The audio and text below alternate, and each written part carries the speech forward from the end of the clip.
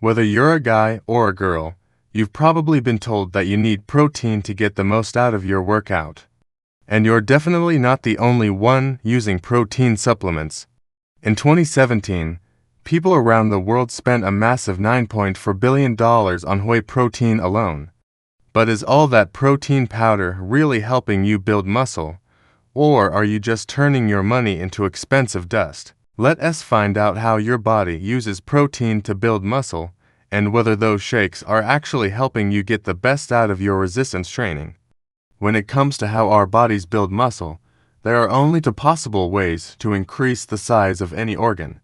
You can either increase the number of cells, a process called hyperplasia, or you can make each existing cell bigger, which is known as hypertrophy. When it comes to muscle, your body doesn't make new muscle cells, it relies entirely on hypertrophy.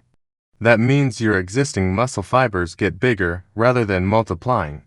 If you look at a muscle cell under a microscope, you'll see long, tube-like structures called myofibrils. These myofibrils are packed with protein-based fibers that allow muscles to contract.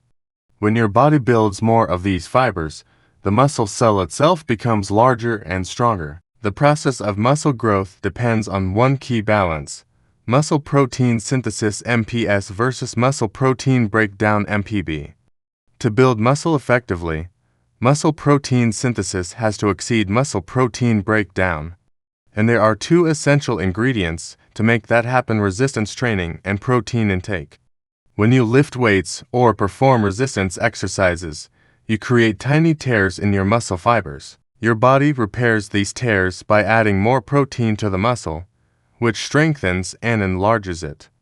But without enough dietary protein, your body can't repair or build muscle efficiently. That's why you often hear that people who train regularly need more protein than those who don't. Most people in high-income countries already get enough protein for normal bodily functions. But if you're trying to achieve muscle hypertrophy, actual muscle growth, you likely need more than the average person.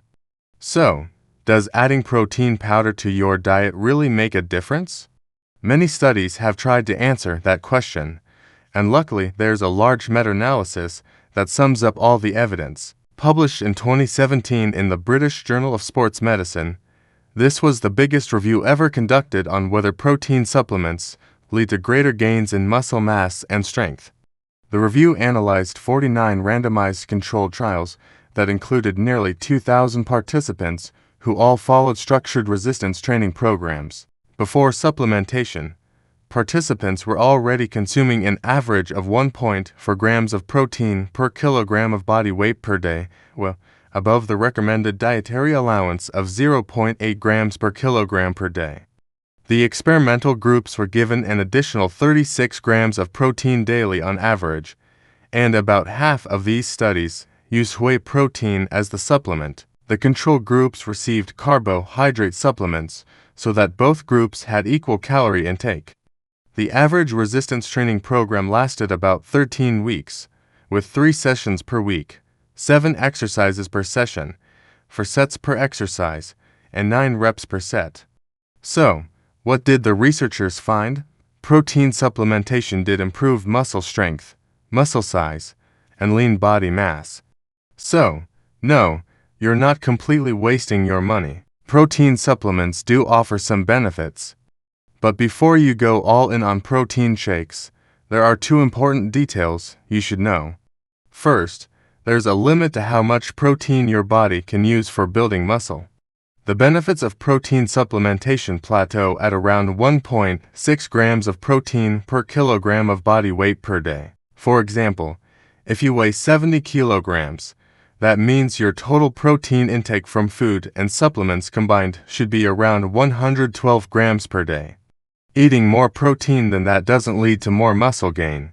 Second, even though protein supplementation helps, the effect is smaller than many people think. In the studies, participants who didn't take protein supplements still increased their 1 rep max strength by about 27 kilograms just from resistance training alone. Those who did take protein supplements gained an additional 2.5 kilograms in strength on top of that, an improvement of only about 9%.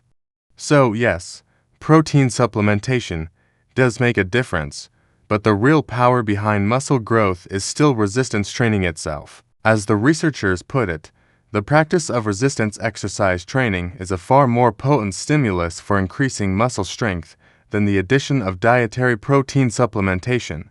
In other words, hitting the gym and training hard will always matter more than chugging protein shakes. That said, if you're a professional athlete or someone who competes in sports where every tiny increase in strength counts, then optimizing your protein intake absolutely makes sense. For athletes pushing their limits, this same study recommends going up to a maximum of about 2.2 grams of protein per kilogram of body weight per day to get the most out of supplements. But for most people who just want to stay fit and strong, lions get far more benefit from consistent training and a balanced diet than from overloading on protein powder. There are also other reasons people turn to protein shakes. Some use them as a convenient way to boost protein intake without consuming too many extra calories. Others use them to suppress appetite or to help with recovery after cardio workouts. For people who struggle to meet their daily protein needs through food alone, protein powder can be a practical solution. However, if you already eat enough protein-rich foods like chicken, fish, eggs, dairy, beans, or lentils, you might not need supplementation at all. If you want to know the exact amount of protein that's right for you, it's best to talk to a sports dietitian. They can assess your diet, your training load, and your goals to recommend the right intake for your body. And if you're worried about possible downsides to eating more protein like acne, hair loss, or kidney damage, don't worry. We'll cover that in the next episode.